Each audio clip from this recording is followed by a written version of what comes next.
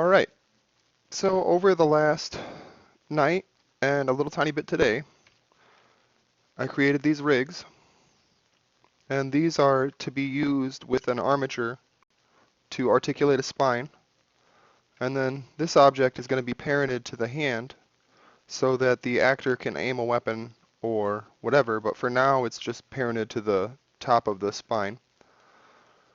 And the system manages the camera, so when I swap actors, like so, if I point at this guy and press Q, now I'm that guy. So that's actor swap. And then I can pick up an object.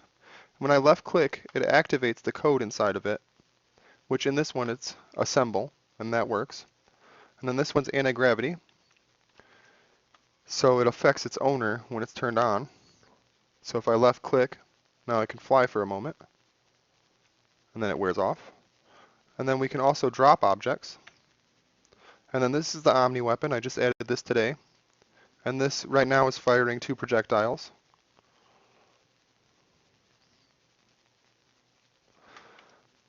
And I'm going to go ahead and make it so that the weapon determines the speed of the projectile rather than the projectile does. So we're going to go here and get rid of the motion. This is what was pushing it initially. So on this layer,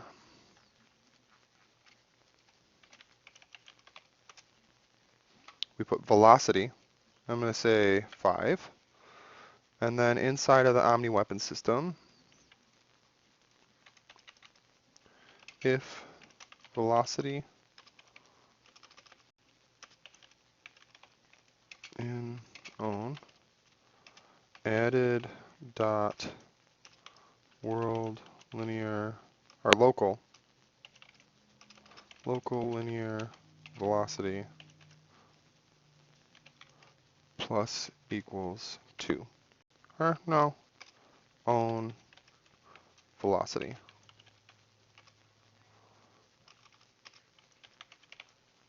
So now when I shoot, it should be dependent on the value inside of, ooh.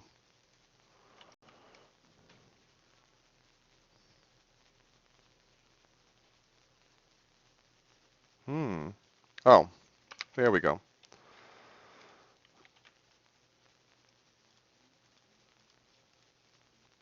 Nope.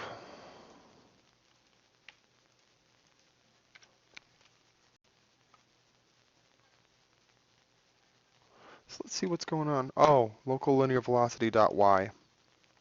That should fix it. There we go. So now if I crank this value up, the projectile will move faster.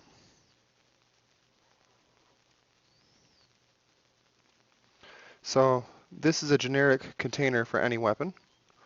And the more barrels it has, the more projectiles it'll add if you have the ammo.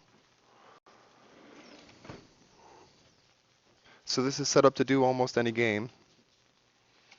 This is the mouse controller, and it handles feeding the property X and Y to the actor, and the X and Y are used to articulate the spine. And I can also set this up for a first-person shooter type movement where the spine is locked really easily on the left to right, like this. I just uncomment this, and then comment this. So now I rotate the actor, and the spine only looks up and down. So there's a first-person shooter type movement.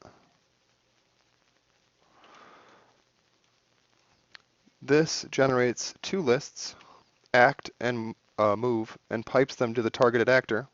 And when you switch actor targets, it switches to the other actor and sends them the lists instead. So that means that each actor can have a unique actor controller that applies different forces or different methodologies to move when you're using that actor. Right now, these two are using the same script, but swap is working. And there we go.